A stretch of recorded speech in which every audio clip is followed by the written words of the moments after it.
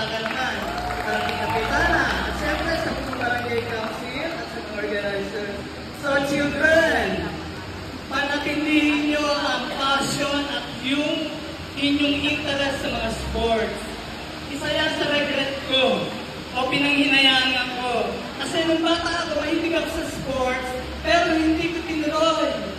Nung nagkaedad na ako, gusto kong paglaro kasi hindi na nakaya ng katawan.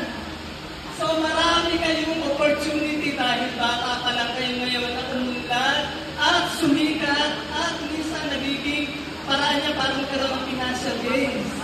Pwede kayo maging representative ng barangay, ng buong Taguig, ng buong Pilipinas. Pwedeng worldwide na, makakarating pa kayo Olympics. Basta pag-ibihan nyo lang at gawin nyo ang nararapat. Again, sabi nga nila, hindi lagi panalo, natatalo rin.